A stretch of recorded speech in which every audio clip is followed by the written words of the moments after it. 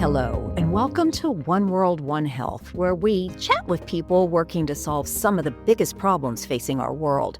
I'm Maggie Fox. This podcast is brought to you by the One Health Trust, with bite-sized insights into ways to help address challenges such as infectious diseases, climate change, and pollution.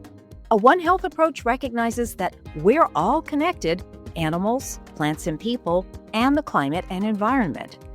One sad thing that connects people everywhere is tuberculosis. No one's ever been fully safe from this most ancient of infectious diseases. It's killed kings and race car drivers, poets and samurai. It can infect rich and poor everywhere, but in modern times, it really has become a disease of the poor and disadvantaged. In 2023, TB infected nearly 11 million people, and it killed 1.25 million people.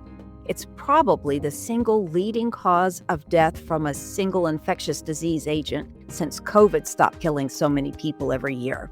It's a problem that has caught the attention of one of the best-loved authors of our time, John Green. His best-selling 2012 book, The Fault in Our Stars, inspired teens and young adults around the world and was made into a blockbuster movie. Its story of the love between two young cancer patients was both heartwarming and tragic, and now he's written a nonfiction book, Everything Is Tuberculosis: The History and Persistence of Our Deadliest Infection. It's a serious title, but it's a very readable look at this killer disease. And John Green joins us on this episode to talk about the book. John, thank you so much for joining us. It's a joy to be with you. Now, you wrote the much-loved book, The Fault in Our Stars, and that one was aimed directly at young people, older people too, but mostly young people. Can you tell us about who you saw as the audience for Everything Is Tuberculosis? Well, I'm again writing about a young person living with serious illness, in this case, a young man in Sierra Leone named Henry Ryder living with multi-drug resistant tuberculosis. But it's a very different book because it's nonfiction and much more historically grounded. So I would say that I think the audience for this is adults mostly, but with teens as well. So kind of the inverse of the audience of The Fault in Our Stars, which I wanted to be primarily teens, but also adults. What do you hope to do with this book? I really hope that I can increase awareness around the world's deadliest infectious disease. I mean, in 2019, I had no idea that tuberculosis is still killing over 1 million people every year, and it's infecting and sickening over 10 million every year. And so I think it's really important to get the word out about that, to help us understand that this is a crisis. This is an ongoing pandemic, and one that we have the tools to address effectively. This really is a subject you've taken on. You're all over social media with this as well. Yeah, I mean, when you care about something like tuberculosis, you can't just care about it in the form of a book or a single YouTube video. It's an ongoing crisis. And so there are new problems to address all the time, whether that's the cost of diagnostics or the cost of medication, especially the newer medications that we have. The best tools that we have to treat tuberculosis, unfortunately, aren't getting to the places where we most need them to get because of cost. So one thing about you is you're compelling characters, and Everything Is Tuberculosis. It's Henry. Without giving too much away about the book, tell us a little bit about Henry. Yeah, so I met Henry in 2019 when I visited a tuberculosis hospital in Sierra Leone with my wife. Sarah and I have for many years invested in the maternal healthcare system in Sierra Leone, but we visited this TB hospital just because some doctors needed to check in on some patients. When I got there, I was kind of just grabbed by the t-shirt by this young boy who shared the same name as my son, Henry, and he looked to be about the same age as my son, who was 9 at the time. And Henry Ryder just walked me around the hospital, showed me the lab, showed me the dorms, showed me the kitchen where the food is made. And eventually we made our way back to the front of the hospital where the doctors were meeting, and somebody kind of lovingly shooed Henry away. And I said, "Whose kid is that?" And they said, "That's actually one of the patients we're worried about." And it turned out Henry wasn't 9 like I imagined. He was 17. He'd just been really emaciated by malnutrition and by tuberculosis. So Henry's journey would be a very long one, and he would need a lot of treatment in order to survive. And unfortunately, in Sierra Leone, such treatment usually isn't available to patients. And his story is woven throughout the book. There's other interesting characters too, both past and present, because you really could not escape tuberculosis. It seems like everybody had it in the past. Yeah, absolutely. I mean, in 18th century Britain and the United States, tuberculosis was killing around 1 out of every 3 people. And so it was overwhelmingly the leading cause of death. Overwhelmingly, by one estimate, 1 out of every 7 people who've ever lived died of tuberculosis. So this is disease that's been with us for a very long time and has had a huge impact on human history. And I wanted to pursue and understand some of the ways that it's shaped our history. What originally sparked your interest in TB? I think I care about it because I care about Henry. All the data in the world and all the statistics in the world matter. It matters that this is the world's deadliest infectious disease. It matters that it's been curable since the 1950s. And since it's been curable, we've allowed 150 million people to die of it. But what really matters is caring about individuals and the human-to-human work that we do as humans. And so if it weren't for Henry, I don't think I could have written this book. I'm very grateful to him for making it possible.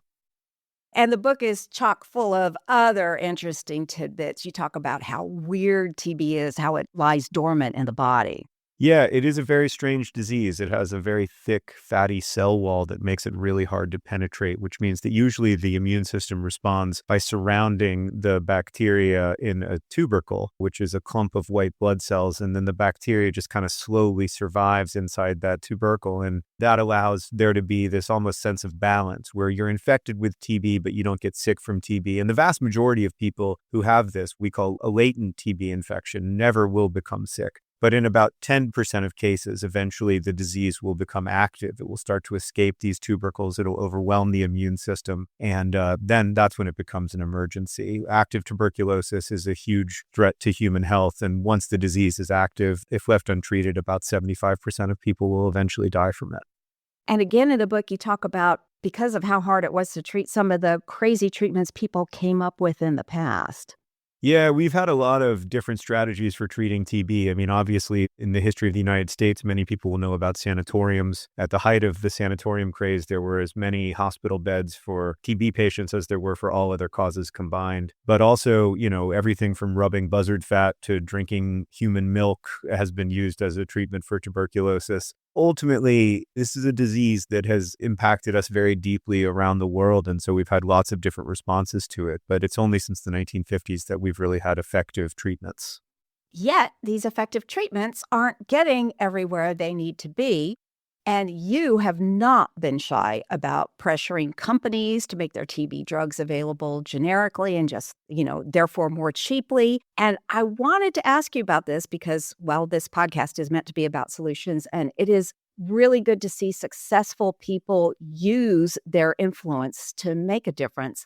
How have you gone about choosing your battles? Well, I've chosen my battles mostly by listening to experts. It was experts who told me that Johnson & Johnson's attempt to evergreen their patent for the TB drug bedaquiline would be catastrophic for the ability of people like Henry to afford that drug. It was experts who told me that Cepheid, the diagnostics company, was charging way too much for their TB tests that are really miraculous, that can tell you within an hour, not just if you have TB, but what kind of drugs your TB is going to be resistant to. And so I feel it's important to kind of lead by following, if that makes sense, to listen to the experts in the field. But it's very frustrating that we have these great tools, but so often the tools do not get to the disease. In 2000, Dr. Peter Mugeni, the great Ugandan physician, said of HIV, where are the drugs? The drugs are where the disease is not. And where is the disease? The disease is where the drugs are not. And that's very much the case with TB now. I mean, we have better tools than ever to treat and diagnose TB, but too often those tools aren't getting where the disease is. So, what else can companies and governments do to make TB treatment more available? Well, I mean, the first and most important thing right now is that there's been a total freeze on the vast majority of TB funding in the world. And so, earlier today, I was sent a picture of a warehouse in Kinshasa that's full of TB drugs that have already been paid for that can't be distributed right now because of stop work orders. And that's happening all over the world. And it's absolutely horrifying. And even a couple of weeks without access to TB treatment can be catastrophic because the disease has a chance to evolve resistance. And then multi-drug resistant tuberculosis is a catastrophe, not only individually because it's much harder to cure, but also societally, because it means that far more people will be exposed to drug-resistant forms of the disease that we just don't have the same quality of tools to deal with. And so I think that's the first and most important thing. The U.S. government has long been a very generous and really the main funder of tuberculosis response globally. And that has been imperiled over the last few weeks in a way that is frankly quite frightening for those of us who worry about TB, not just abroad, but also here, where there have been over 10,000 cases of active tuberculosis this year in the United States. So that's the first and most important thing. But in general, I think attention matters. Where we put our attention matters. We tend to solve the problems we pay attention to. And so the more people who are paying attention to TB, the more likely we are to address the crisis. This was a problem even before the current political situation. People weren't paying attention to TB. And you note this in your book as well, and this is an ongoing problem. It's not very profitable to make the antibiotics that treat this disease. So that was a problem. Do you see a solution there even outside the current political situation?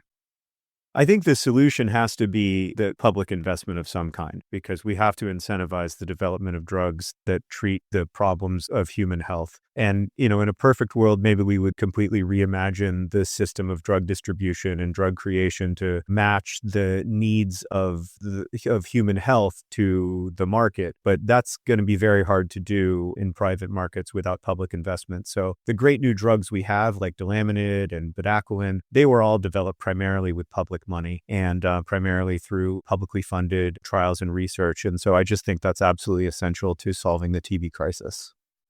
That, as you say, what's going on with the U.S. government right now, can you overstate how important the U.S. role in all of this is and what is happening now in Washington, the effect it will have on the rest of the world? It's very hard to overstate how serious it is. I mean, Bedaquiline, which is now our main tool against drug-resistant tuberculosis, its creation and synthesis was funded primarily by the U.S. government. Delamanid also received a lot of U.S. government funding. Research and trials, these often take place in the United States and benefit people in the United States. I mean, they employ people in the United States. So the hollowing out of all of our research grants and our scientific exploration grants and all of that stuff is really quite catastrophic, in my opinion. And it's going to have a profound impact. We're going to see a lot more people die of tuberculosis this year, unfortunately. And I guess you can even look at it selfishly. Tuberculosis is an infectious disease. People can bring it to the U.S. Absolutely. Tuberculosis anywhere is a threat to all humans everywhere. This is an airborne disease. It spreads through the air, through coughs and exhalations. And we're going to see more TB this year in the United States than we have over the last several years. We saw that last year as well. TB has been rising in the U.S. and it's going to continue to rise. And we're going to unfortunately see a rise in drug-resistant tuberculosis, which is much scarier and much harder to treat. John, you have a strong relationship with Partners in Health. I think you're a member of their board of trustees. Tell us about that and how that helps. Well, Partners in Health has been leading the charge on TB since the 1990s when they established that it could be cost efficient and effective to treat multi-drug resistant tuberculosis in Peru. And they've been ever since treating people with TB around the world. And I'm really proud to be a small part of that organization, but it's a group of tens of thousands of people working together to make the world better and expand access to healthcare and build healthcare systems. It's really, really inspirational to me, the work that they do. Some people might argue that nonprofits can fill the role of the U.S. government and other governments. Why do we need government to do this? That's a great question, and I think it's really important to address that. There is no way that even an organization like Partners in Health that spends over $400 million a year strengthening healthcare systems, there is no way that they can operate at the scale and with the efficiency that governments can. And I think that's a really important thing to understand. With just less than 1% of our tax dollars, governments are able to save vastly more lives than nonprofits ever could. The example of this that I think of the most is the 25 million lives, including several million children's lives that have been saved through the PEPFAR program, which addresses HIV/AIDS in impoverished communities. But around the world, simply just as government, there are things that governments are good at and things that private industry is good at. And one of the things that government is good at is strengthening healthcare systems. John, thank you so much for joining us. Thank you for having me. I appreciate it. Listeners, if you enjoyed this podcast, please share it. You can find links to this and other important topics at onehealthtrust.org. And let us know what else you'd like to hear about at OWOH@onehealthtrust.org. Thanks for listening. Thank you for listening to One World, One Health, brought to you by the One Health Trust. I'm Ramanan Lakshminarayan, founder and president of the One Health Trust. You can subscribe to One World, One Health on Spotify, Apple Podcasts, or wherever you listen to podcasts. Follow us on social media at One Health Trust, one word, for updates on One World, One Health and the latest in research on One Health issues like drug resistance, disease spillovers, and the social determinants of health. Finally, please do consider donating to the One Health Trust to support this podcast and other initiatives and research that help us promote health and well-being worldwide. Until next time.